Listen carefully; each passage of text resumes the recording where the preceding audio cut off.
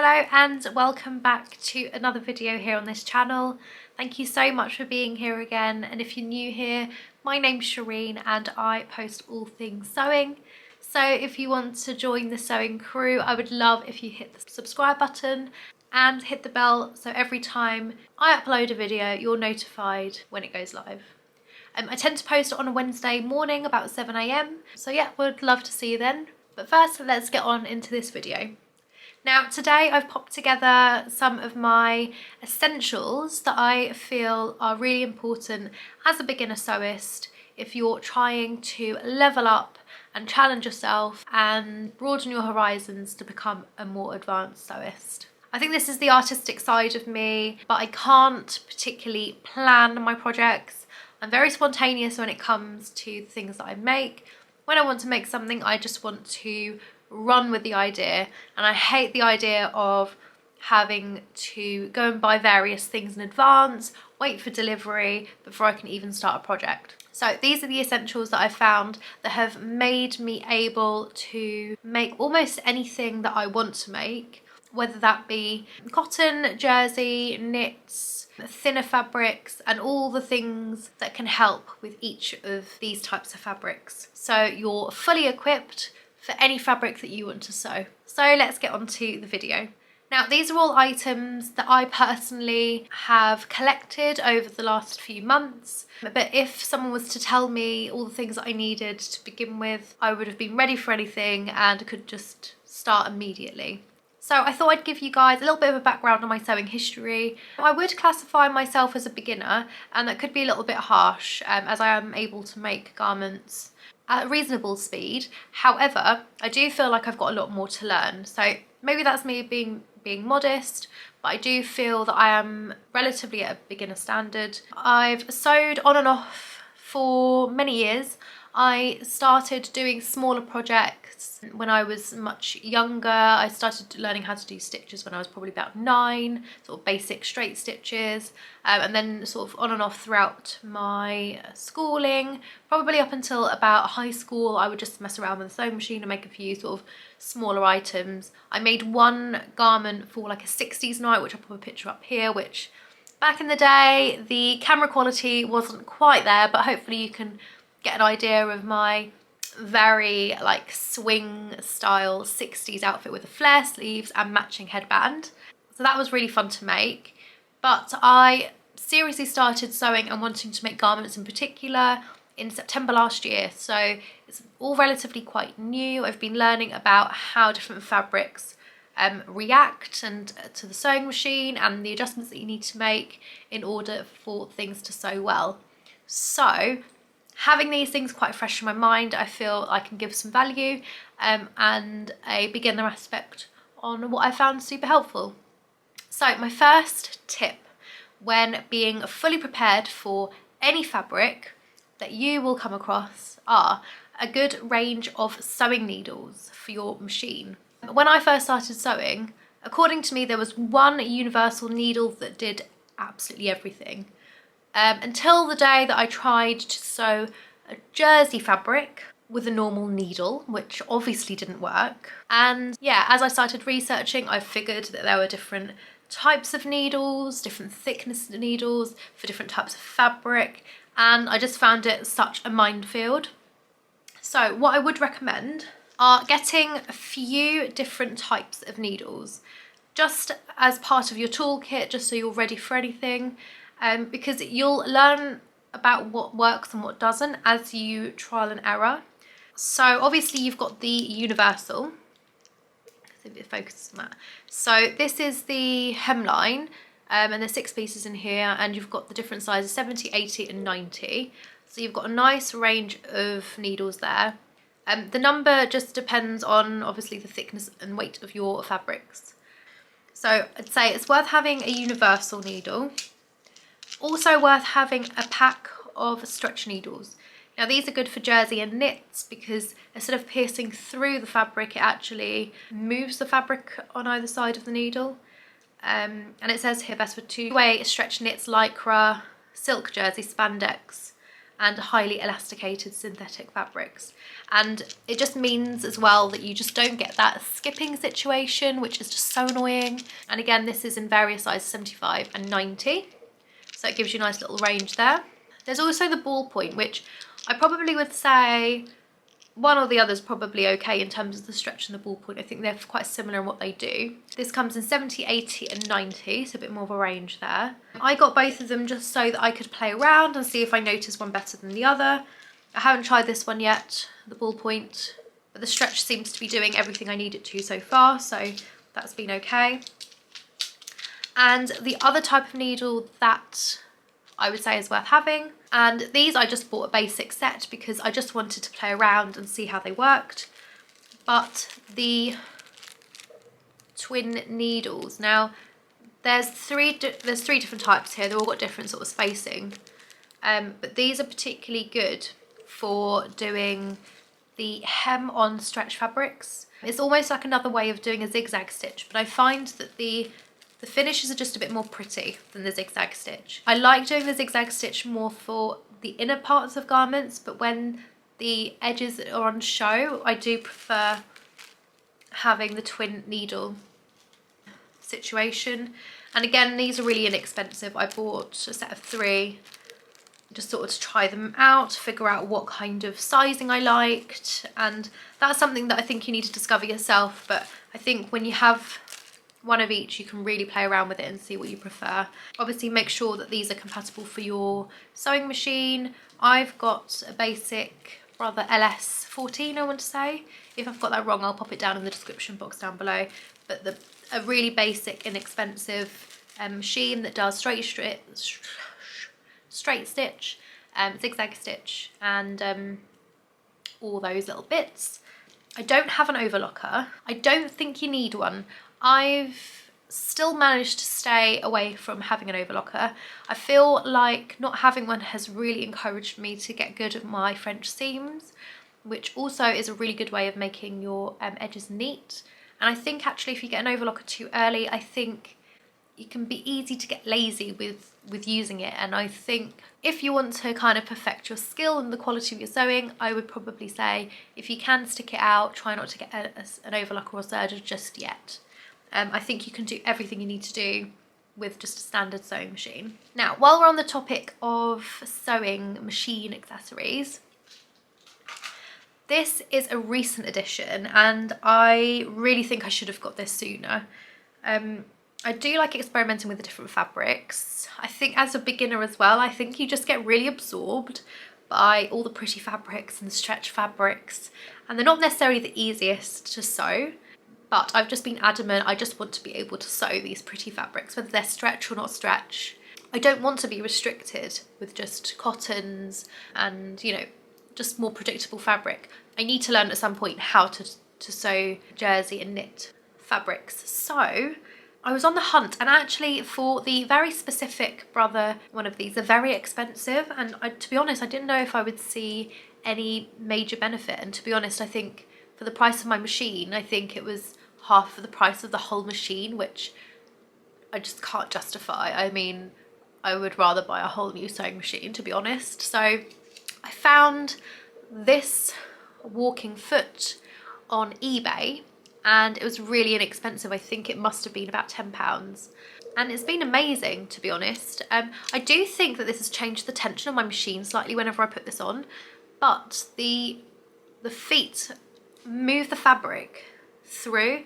There's like little teeth, don't know if you can see on this plastic part here, there's little teeth that goes down and pushes the fabric through, almost like a little spoolie.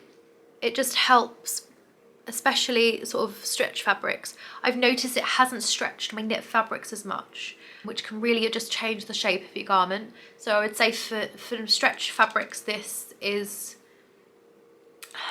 a no-brainer in my opinion. I think you do really need one, and it does come with a little guide foot. So this goes through here, and it kind of, you can obviously change it according to, you know, how much you want to measure across, like so. You can just pull it out. It's basically a a ruler. But yeah, I think this has made things so much easier. And I think as well, when I come to wanting to experiment with things like chiffon and silk and thicker fabrics as well, which don't move through machines as well, I think this is really going to help me out. This is really going to be my best friend, I reckon. If, for example, you can't get hold of a cheaper walking foot because of the brand of machine that you've got, then at the bare minimum, I would say having a spoolie is worth having, just to kind of help guide the fabric through. I still wouldn't say this is as good as a walking foot. I still would say a walking foot is so much better. But yeah, if you want to keep costs low, then this is still helpful. Now I will pop everything that I mentioned down in the description box down below. If I can't find the same, then I will pop down something similar, just so you can find these items as well. Now another essential is something to mark your fabric with. Now I've had a little play around with both Tailor's chalk, which this is the just standard. It comes in different, oh, will it focus? Yeah. It comes in different colours. So it comes in, let me show you, a white with a blue and a red. Now, despite the different colours, I do find that sometimes this chalk is quite hard to see on the fabric, and it obviously depends on if you've got quite a patterned fabric, then obviously it's going to be hard to see. So I did experiment with a fabric pen, and I do prefer this because I feel like it shows up on more fabrics. Obviously it doesn't show on black, so I would say it's worth having some sort of Tailor's chalk, but I kind of wish that I got the pencil chalk because it's a little bit fiddly with the actual triangles. So this is basically like, looks like a felt tip, but it washes off. And actually what I found when I use my steamer, my Philips steamer, which, can I just say, is the most amazing thing ever. And if you need a steamer, get that one. It folds and it's just brilliant. But when I steam my clothes at the end, it completely removes this. Obviously you can spray water and stuff on it, but at the same time as ironing, why not take off all your markings? So that's been my go-to. So some sort of marking to mark your notches and things on your sewing pattern is a must-have. So obviously pins are important. You do need pins in general because they come in handy, especially for fabrics that move around a lot, or if you want to pin down your paper sewing pattern to your fabric. But I have been liking the actual clips. I think they call them Wonder clips. These ones are really pretty ones that I found in Aldi, and this is in my Aldi haul if you want to check out that video. But it came in these two colours. I'll see if I can find something on the internet that's similar. They're just a little bit less. I've got colourful ones as well, but I do like the more aesthetically pretty ones. I do find them helpful in some situations, and in some situations I don't find them as helpful. I like the fact that I don't have needles everywhere. So where I can, I do use these because they've got quite a good grip to them. They're not only clipped, but they're also ribbed on the inside. So there's a really good grip to them, but you do need a few of these or pins. And I would say if you're planning on also using more finer fabric and you don't want any fabric to snag, I would say getting these really fine pins is worth having. These are 30mm by 0.6mm. And there's loads in there, but they're very fine. They don't have any fancy heads on them, but they're very fine, so they're really good for things like if you want to use silk or just chiffon or finer fabrics that you don't want to have any snagging or visible holes in. So that's an absolute essential. And something that I never knew I needed, but have recently discovered and has been an absolute godsend, is this very unattractive, what do they call them? I don't know, pin storage, but I'm sure you can find pretty ones. I'll see if I can find some nicer ones down below. I just wanted to try it out though. My main issue was, I was using the sewing machine and I was actually getting to a point where I was changing then to, say for example, I was using a universal needle and then I changed to a jersey needle. I would really easily lose track with what needle was in the sewing machine. And I just felt like I had to throw them because I just didn't know, one, how old they were and how much I'd used it, and two, what kind of needle it was. And there is engravings on there, but I mean, I couldn't see that. And if I show you the ones that I originally started using were the organ ones, and they all look the same. There's no colour coding on. On the hemline ones though, can you see that the head is colour coded?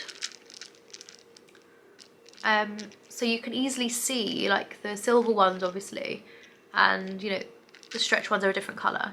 Obviously the sizing, you'd need to read the engraving on the actual side, and I thought, you know what, that's just too much hassle. I just want to know which one's in the machine and which one I'm using currently. Usually I just have two different needles kind of going alongside each other.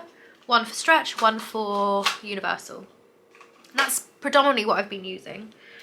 But just to kind of keep track of my needles and in a way not to damage or blunt them, is I got this, and it's basically a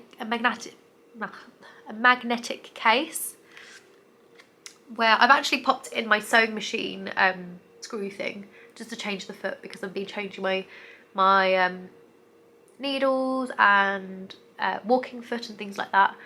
But can you see, because these are the way they're sitting like that, these are not hitting any edge of the container, and so you're not blunting the actual needle, so you're prolonging the life of them. I've got a couple of just general hand needles there just in case I need those. Again, not hitting the edge, they're just keeping them nice and safe. And yeah, not many people talk about this, but this has been a game changer. The lighting has changed, the sun is setting.